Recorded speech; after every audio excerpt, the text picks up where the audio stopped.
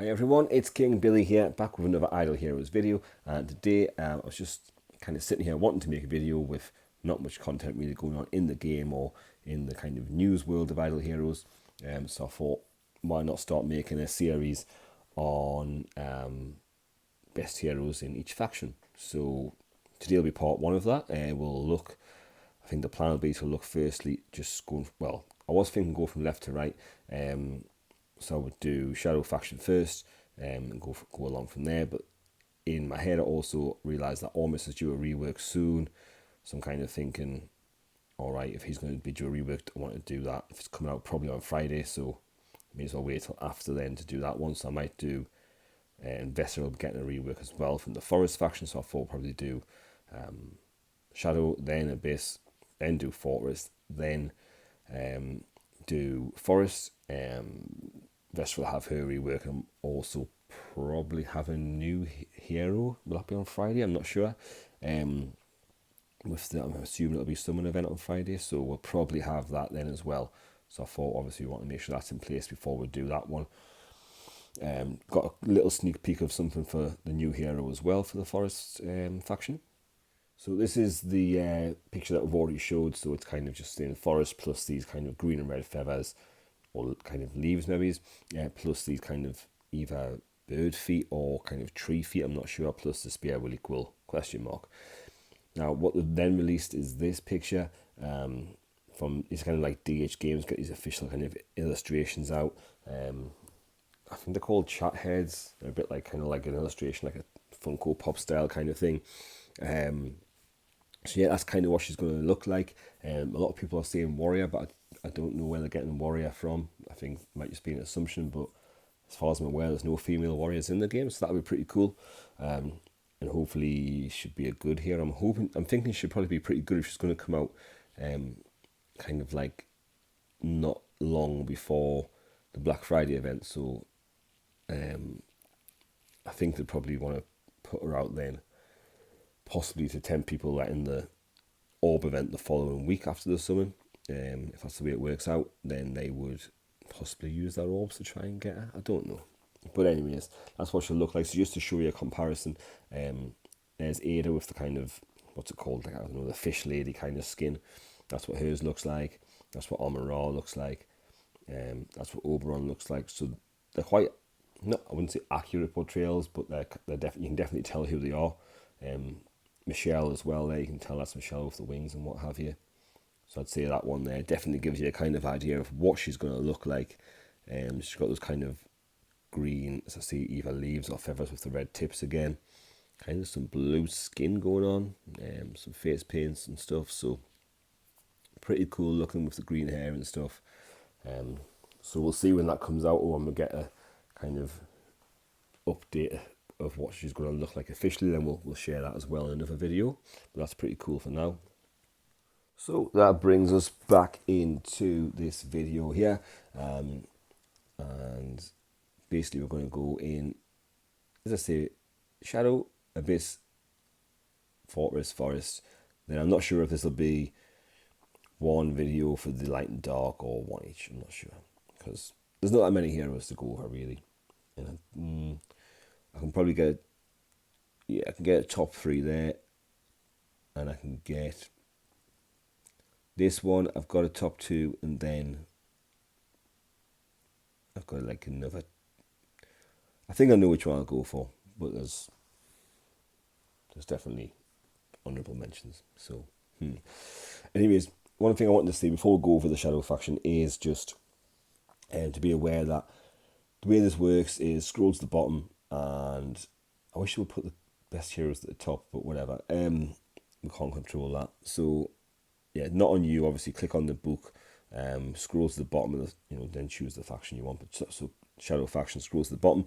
The ones on the bottom, very bottom right, like they're the latest heroes. So the latest heroes always get added if you go kind of left to right, and then you start the next row. So they always end up at the end.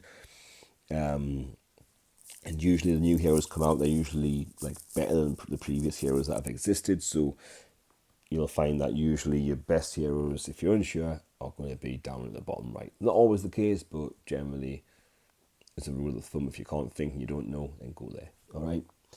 And in the Shadow faction, certainly for me, the top three that I'm going to go with are going to be the bottom three here. So they're going to be Jahra, Horus, and Gustin. Gustin's just been released recently, and Jahra and Horus have just been reworked recently. So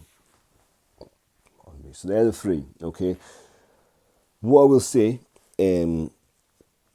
is when you're, because this video is basically going to be for people who are kind of really new to the game. When you're building a team, you'll just be stuck with the heroes that the game gives you initially, okay? So when you're like 6-star and stuff like that, you won't have much say in it. Just build people up. Anything that you build up to 6-star and 9-star, you can use as food. And even when you get to 10-star later on in the game, when you've got all your heroes above 10-star, you can use 10-star food as well. So don't worry about that. You do have regression and stuff like that as well, which you can use later in the game if you're not happy with a hero. So it's not the end of the world if you build something you don't want. You've always got the option to regress and stuff like that, okay? So don't worry too much, but you really want to be building like the best team you can.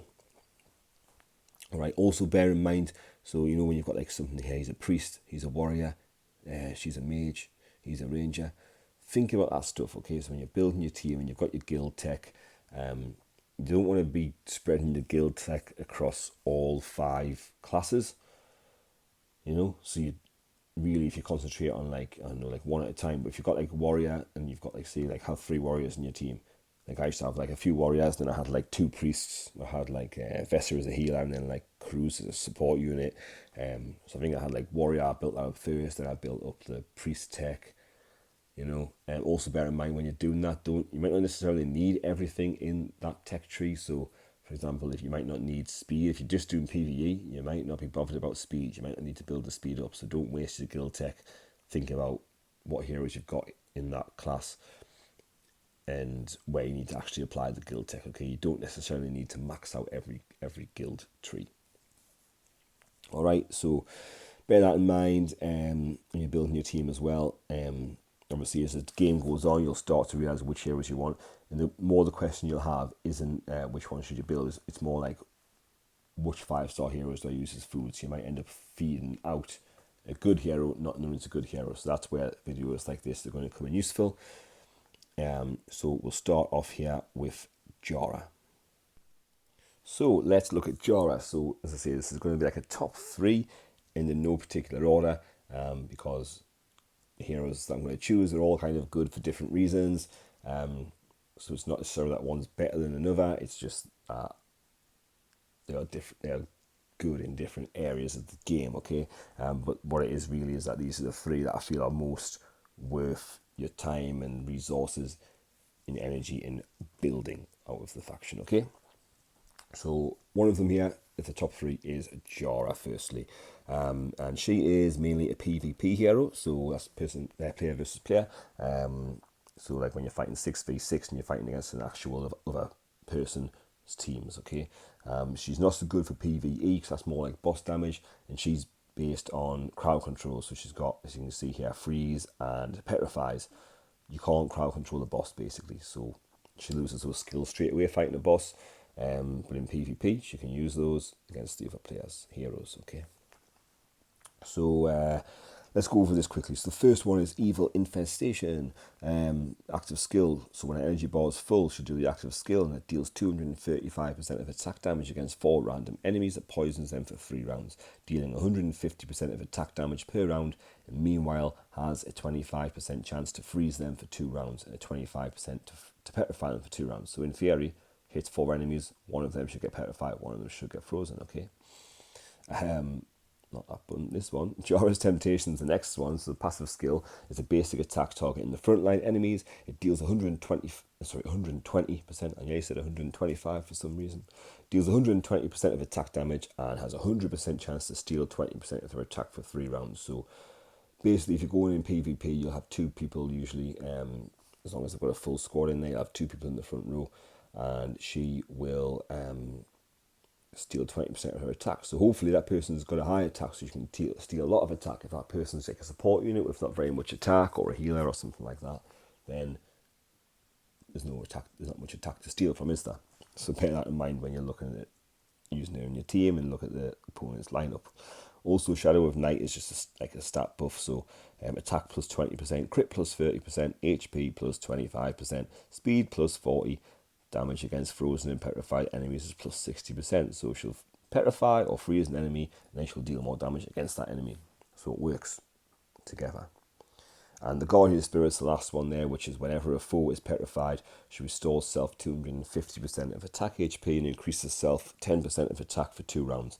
Whenever a foe is frozen, she restores self 20 energy and increases self 10% of attack for 3 rounds. Alright, so basically she's got a bit of self-heal in there as well, so you can use her in the Aspen Dungeon. If you haven't got like someone like a Valk or an Ada, which most people would use in Aspen Dungeon, you can use her there. And again, she's kind of getting like attribute buffs from freezing and petrifying enemies as well. Alright, so as I say, all her skills kind of all work together there. Also keep an eye on speed. Speed's like 1188 there. Keep an eye on that because speed's very important if you're using someone for PvP, because it kind of determines what order the players will take their turns in. Alright, so if you want her to crowd control someone, then you're probably going to want her to go pretty early on. Okay, so maybe have to work her with some kind of speed stone. Alright, so that's Jahra for you. As I say, PvP, awesome. PvE, not really so good. Okay, so on to the next one. So the next one out of 3 that we're choosing from Shadow Faction is going to be Horus. So as I say, we're not putting like who's number 1, 2, and 3 in here, but Horus is considered a god tier hero since he had his rework. So him and Jahra both had their rework at the same time. Hers was kind of slightly tweaks and stuff, and it did make her slightly better. Horus's, like, it was like a big talk at the time. It was like it made a massive difference to him. He was already really good in PvE, but it just made him even stronger. And he is now, he's good in PvE and PvP. I would say more so in PvE, but you can use him in both. Okay. And like Jahra, who I'd say really you can only really use effectively in PvP.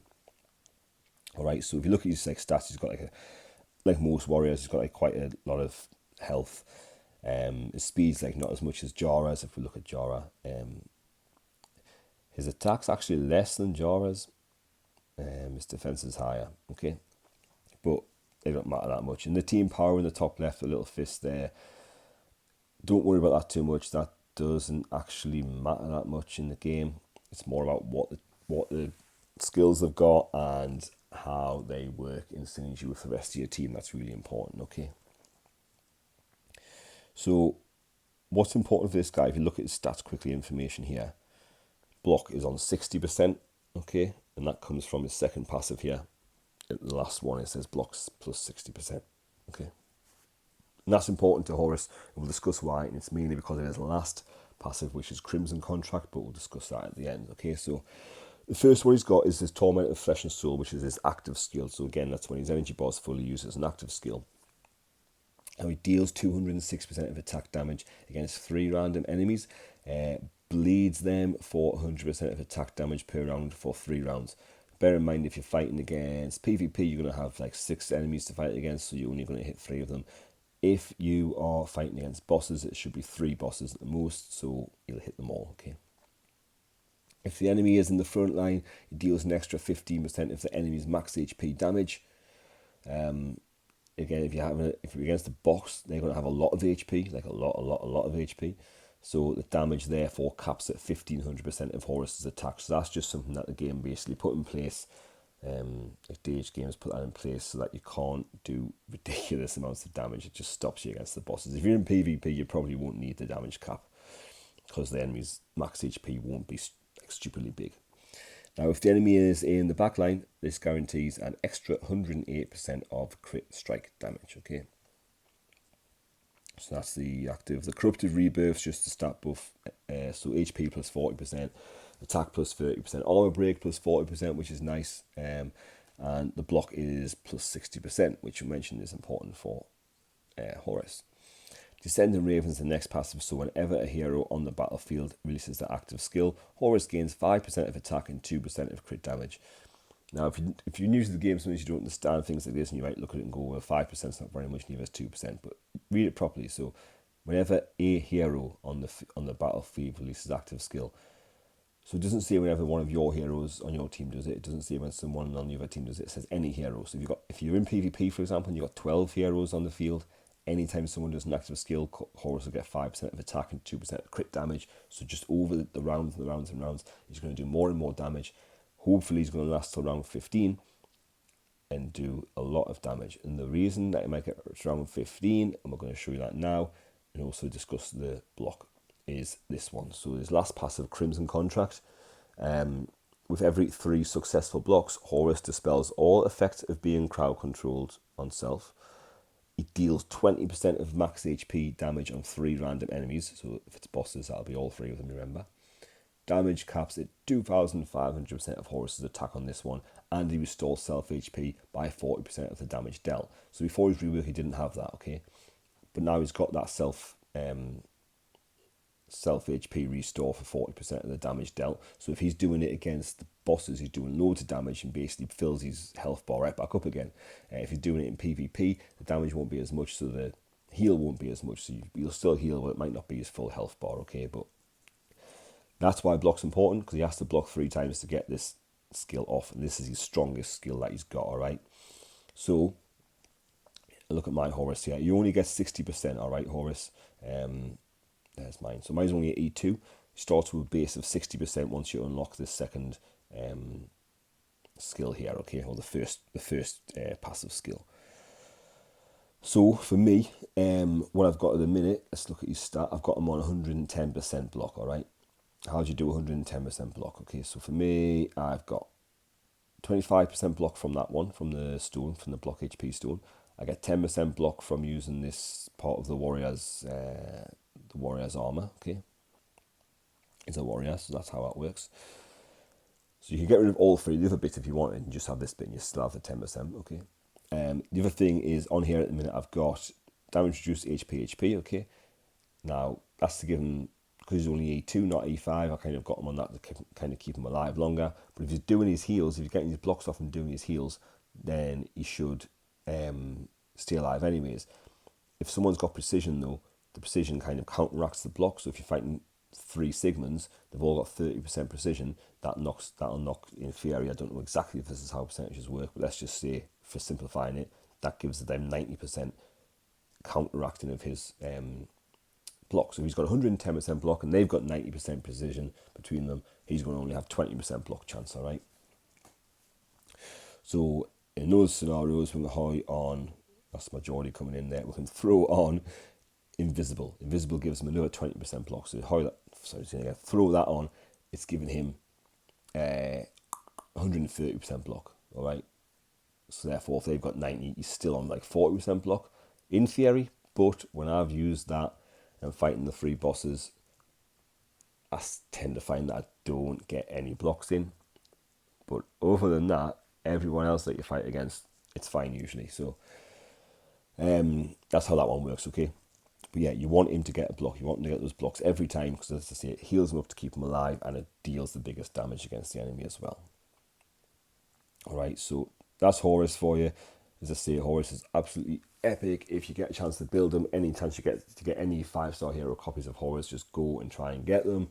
Try and build them up as quick as you can, and you won't regret it. As I say, you can use them in PvE and PvP, and he's just a massive damage dealer. He's good for a carry hero. He's good for going through Aspen Dungeon. Yeah, so you can do it all basically. He's a god tier hero.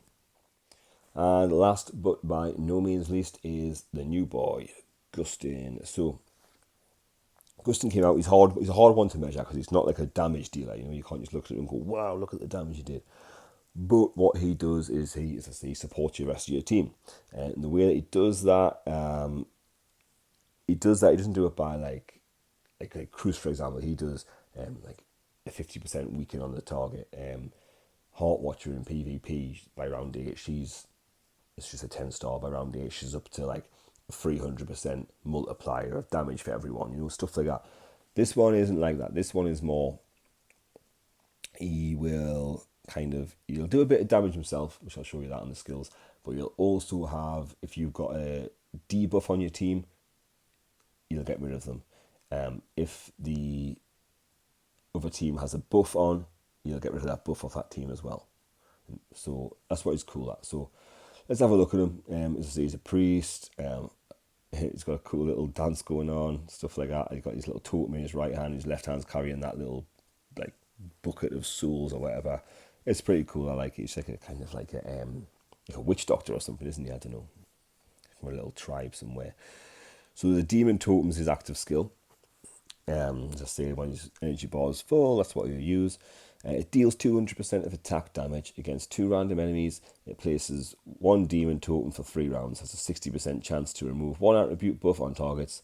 And the demon totem, whenever an ally is attacked by active skill or basic attack, has a 60% chance to remove 2 debuffs on the ally being attacked. And this effect can be triggered up to 4 times. When a round ends, restores the ally with the lowest HP by 25% of the max HP. So he's got a heal going on, and he's removing the debuffs from your ally as well as healing them. So that's pretty sweet, all right? Next one, passive skill, is just his stat boost, basically Shadow Imprint. HP plus 25%, control immune plus 30%, so it's always good to have some control immunity. Speed plus 30. Again, it's pretty important for Guston to have speed as well, because he needs to not be CC'd himself. He needs to be able to kind of do the debuffs and what have you. And effective being healed plus 30%. All right, Cloak of Fog is a passive skill. When a round ends, has a 50% chance to reduce 30 energy of 2 random enemies. Okay, so yeah, that's good. Just reducing energy from anyone is really good, stopping them doing their active as much. And the Link of Souls, this is pretty cool. So this is the last passive. So when a battle starts, he releases Link of Souls against 1 random enemy. It's a bit much to take in at once, but once you get your head around it, it's I'm going to explain it the best way I can. It's you'll see why it's good. Link of Souls. So whenever self takes damage, so whenever Guston takes damage, the target that is linked at the start will also take 70% of the received damage. When the target link dies, Link of Souls will choose a new target at the start of the next round. Okay, so let's concentrate on that there. So at the start of the battle, he releases Link of Souls against 1 random enemy. So let's just say that enemy on that team that he chooses is Penny. Okay, let's just say there's 1 Penny on the team. He chooses that Penny. Whenever he takes damage from anywhere, so say he takes 100,000 damage, then Penny will also take 70,000 damage. It's not like he takes 30 and she takes 70 of the 100. He will still take 100, but she'll take 70 as well. Okay, so if there's still 6 enemies all hitting with 100,000 damage, so you get 100,000 damage 6 times, Penny will get 70,000 damage took 6 times. All right. As I say, when Penny dies, the Link of Souls will choose a new target at the start of the next round. So if she was to die at the start of that round, everyone else would have their go, blah, blah, blah, go for all them. And then when the next round starts, then the Link of Souls will take effect. It's not when she dies, it's at the start of the next round after she's died. Okay. So that's that one. So let's say a good support unit for, taking debuffs off your team and taking attribute buffs off the opposition team. And a heal in there as well, and giving damage to the other team every time he takes damage. And doing a cool dance. So yes, that's that. So that's my top 3. So I've gone for Guston, Horus, and Jahra. It's quite interesting now because I've got Jahra's like PvP, Horus is kind of both, but more PvE, and then Guston's like a support unit rather than like a main damage dealer. So very interesting, as I say. I mean, the rest of the Shadow faction, as I say, when you're on early game, you kind of have to build what the game gives you. Like I think when I was in early game, I had a Walter who I used. He got stunned. It was good synergy. I had him and Cruz and King Barton, and all kind of did stuns, and I think some of them did more damage against stunned enemies and stuff, and it was pretty cool. And I quite liked him actually in my team. But obviously it got to a point where I got him to 9-star, I think, and then I ended up using him as food. Might have been 10-star, but I think it was 9-star. So yes, there you go. There's the Shadow faction. My personal choice for top 3. If you disagree, if you think someone else is in the top 3 for the Shadow faction, drop a comment below. Say who you think is top 3 and say why you think they're top 3. Everyone's entitled to their opinion, so it'll be interesting to hear what other people think. So there'll be more videos, as I say, coming for each faction for this one, so it'll help people out needing to know what heroes to choose, because when you enter the game, there's so much to look at, so much to choose from, and it's hard to know which ones are good. So I hope it helped you. I hope you liked the video. If you did like it, just drop it a like, subscribe, hit the bell for all notifications as well. And we will catch you in the next one. So take care till then. Bye for now.